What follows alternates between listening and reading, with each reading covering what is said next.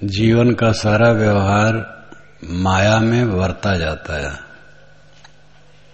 माया मन का मोह है और मोह का आलंबन भी माया है। मोह का आलंबन सहारा पांचों विषय है, शब्द स्पर्श रूप रस गंध, और इसमें सारा जड़ दृश्य आ जाता है। माया मन का मोह है और मोह का आलंबन सहारा पांचों विषय है, इसलिए वो भी माया कहा जाता है।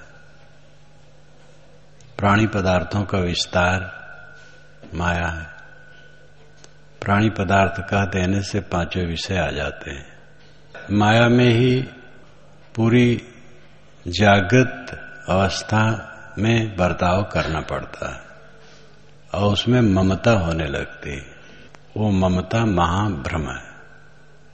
भरम बढ़ा त्योलोक में, भरम बढ़ा सब ठाव, कहीं कबीर पुकार के तुम बस्यो भरम के गांव।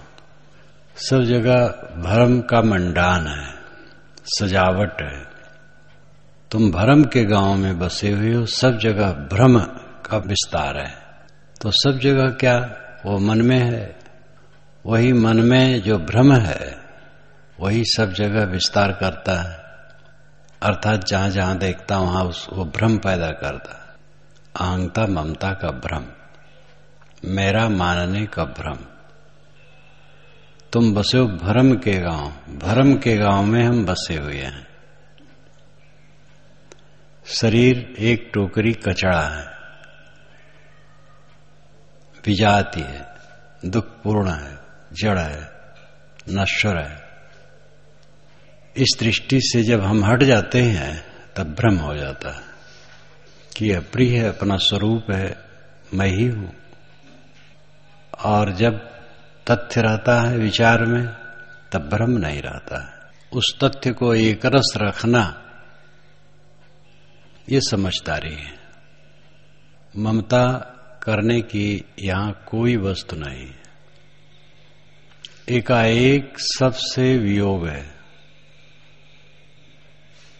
और सदा के लिए वियोग है। हम नडियाद के महंत जी महाराज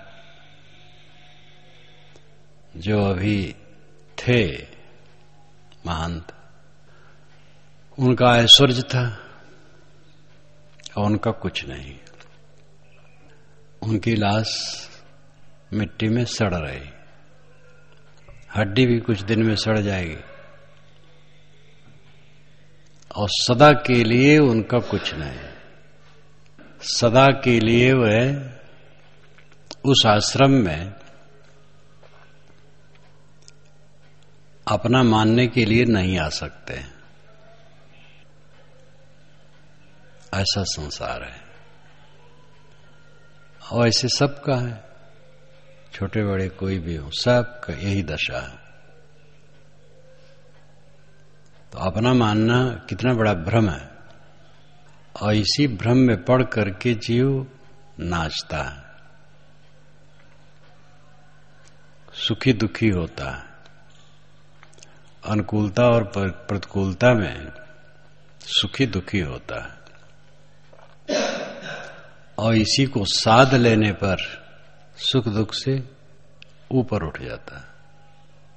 सुख दुख से कोई परे, परम पद सो पद है सुखदाई।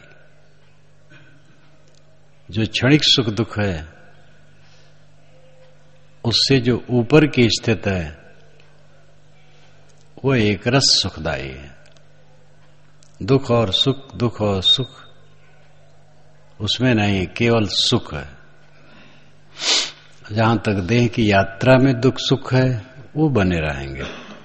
ठंड लगेगा, दुख लगेगा, गर्मी लग जाएगी जब ठंड के बाद तो सुख लगेगा। गर्मी लगी है दुख लगेगा, शीतलता मिल गई सुख लगेगा। चलते चलते थक गए दुख लगा, बैठ गए आराम मिला सुख लगा। बैठे बैठे तकलीफ होने लगी दुख लगा, चलने लगे सुख मिल गया। इस प्रकार सुख दुख तो जीवन भर बने रहते हैं।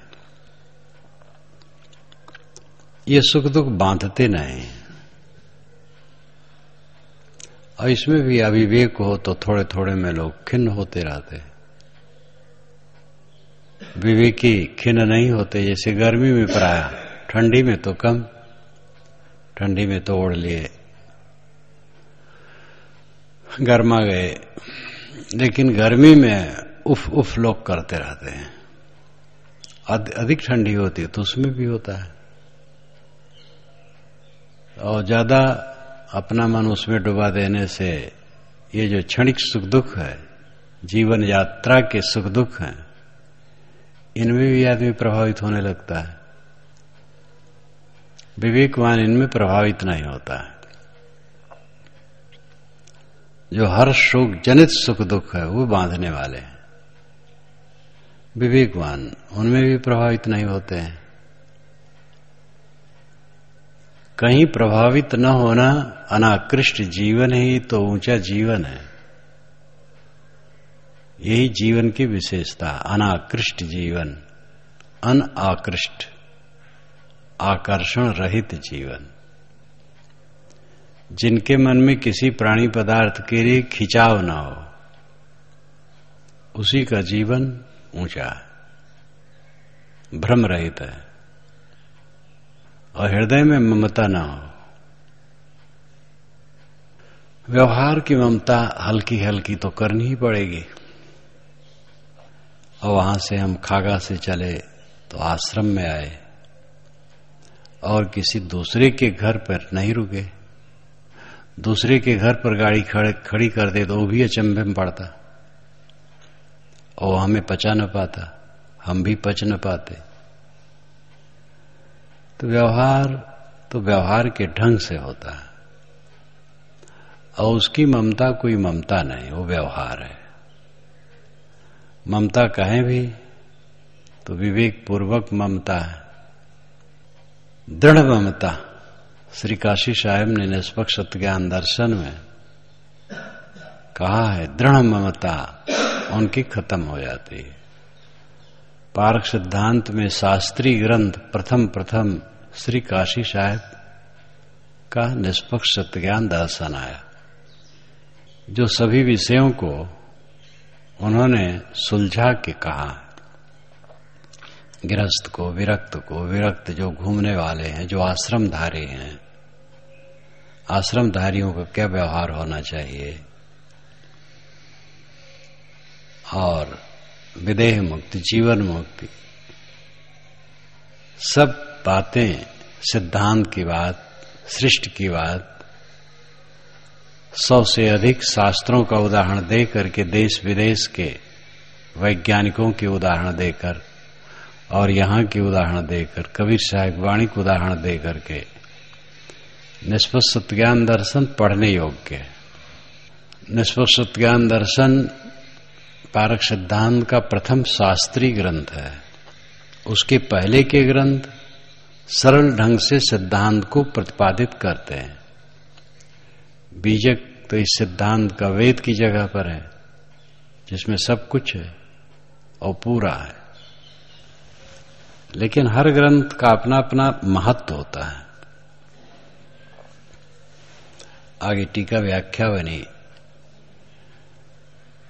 कबीर परिचय पहले बना, फिर पंचग्रंथी बनी। पंचग्रंथी बहुत सुंदर भी ग्रंथ, फिर श्री पूर्ण साहिब की टीका, तिरचा, निर्णय सार, वैराग शतक इत्यादि। फिर श्री काशी साहिब ने शास्त्रीय ग्रंथ बनाया। और कबीर दर्शन के पहले अगर कोई बाहरी विद्वान को परिचय देना होता था तो भाई निष्पक्ष सत्य ज्ञान दर्शन मंगा के पढ़ो। और कबीर दर्शन होने से सरल ढंग से बहुत कुछ आ गया। तो श्री काशी साहब ने जगह जगह कहा, दृढ़ ममता ही दुखदायी है। सहज ममता व्यवहार के लिए वो तो विवेक पूर्वक करना पड़ेगा। दृढ़ ममता विवेकवान के हृदय में नहीं होती। ममता भ्रम है, जो अपना नहीं है उसी में ममता करते हैं, तो ब्रह्म के सिवा और क्या है। और मजबूरी यह है कि पूरा जीवन माया में वर्तना पड़ता है। माया में सोना, जागना, खाना पीना, चलना फिरना, देखना सुनना, सब माया में। रोटी भात सामने आ गए वो भी माया, कपड़ा वो भी माया, शरीर माया, प्राणी पदार्थों का दृश्य माया, सब तो माया है। इसी में ममता बनती, इसी में द्वेष बनता है। पानी में नौका तैरती है, पानी में डूबती है। बस नौका वाले को सावधानी यही रखना है कि डूबे ना, तैरे। सावधानी हटी, डूबेगी नौका। पानी से अलग नौका तरने कोई गुंजाइश नहीं। कोई तैरना चाहे तो पानी में ही तैरना होगा। पानी में डूबेगा भी, पानी में तैरेगा भी। अगर वो तर्क दे कि भाई हम तैरना सीख लेंगे तब पानी में उतरेंगे, तो तर्क तो उसका बहुत सुंदर है, और पहले उतरे हुए डूब जाए तो क्या होगा। इसलिए पहले तैरना सीख लेंगे तब पानी में उतरेंगे, लेकिन यह असंभव दोषयुक्त है ये कथन। पानी ही में तैरना होगा। पानी में डूबने का चांस है, लेकिन तैरना उसी में सीखना पड़ेगा। तैरने की सीख के लिए पानी को छोड़ करके कोई जगह नहीं। ये माया के विस्तार को छोड़ करके जीवन यापन करने कोई जगह नहीं। और भूल हो जाती है, बस ममता हो जाती है, राग हो जाता है, द्वेष हो जाता है, बस क्लेश हो जाता है। जागता रहे। संतो जागत नींद न कीजिए। ऐ संतो जागते रहो, नींद न करो। जागने का मतलब है मोहभंग, नींद लेने का मतलब है मोहयुक्त। ममता मोह में न पड़ो, जागते रहो। पूर्ण जागृत अवस्था पवित्र रहनी है। जहां तक दृश्य का व्यवहार है, सबका संबंध क्षणिक है।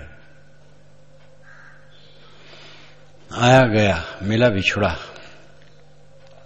और एक दिन पूरा लुप्त। इसलिए सदैव जागते रहना है। जागत कीजिए भोर, बटोहिया का सोए। तेरी गठरी में लागे चोर, बटोहिया का सोए।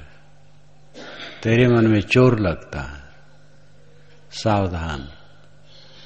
कबीर साहब की वाणी तो सीआईडी है, हर जगह से सब कुछ पता लगा लेती है मानो। फिराक साहब ने लिखा, कबीर के सिर से पैर तक आंखें ही आंखें थी। यही अलंकारिक कथन है। अब कोई समझ ले कबीर साहब की एड़ी चोटी तक आंखें थी, तो भ्रम है। मतलब सब समय जागरूक, सब तरफ से जागरूक। कोई गंदगी उनके सामने छिपती नहीं थी। गंदगी देखे और कहे, डरना नहीं। चाहे किसी का प्रतिपादित गंदगी हो,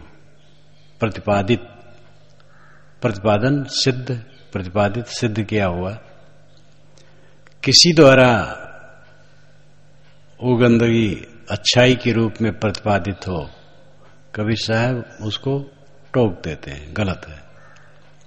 निर्भय सत्य कह देते हैं। इसलिए हम लोगों को चाहिए ध्यान रखें कि माया में ही पूरा जीवन बरतना है। माया का दो रूप बताया गया। माया तो मुख्य मोह है, ममता है, लेकिन वो कहां मोह ममता होती है। जहां होती हो उसका आलंबन है। एक सुंदर नर या नारी सामने आ गया और उसमें मोह लगा, वो नहीं आता तो मोह न लगता। तो आलंबन वही है। अब मोह लगा वो अपना अविवेक है, अविवेक न हो तो कुछ नहीं लगेगा। लेकिन अविवेक जगने का आधार विषय है। तो ये पांचों विषय प्राणी पदार्थ माया के आलंबन है, और इसलिए इन्हें भी माया कहा जाता है, और इन्हीं में पूरा जीवन बरतना होता है। इसीलिए भूलने का चांस जगह जगह रहता है। इसीलिए एक रस साधना की जरूरत है। जिसकी साधना चोखी है उसको भूलने कोई चांस नहीं। कहां भूले, सब कुछ कूड़ा कचरा है। दिव्य हीरा रतन तो निज स्वरूप है, निर्मल है, निष्काम है, तृप्त है, कृतार्थ है, कल्याण स्वरूप है।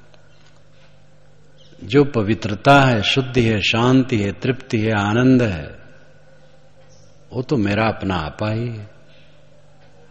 और जो कुछ जिसमें हम भूलते हैं वो सब कूड़ा कचरा है।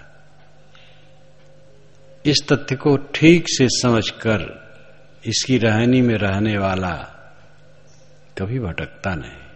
चारों तरफ भ्रम के चांस हैं, भ्रम मढ़ा सब ठाव, कहीं कबीर पुकार के तुम बस्यो भ्रम के गांव।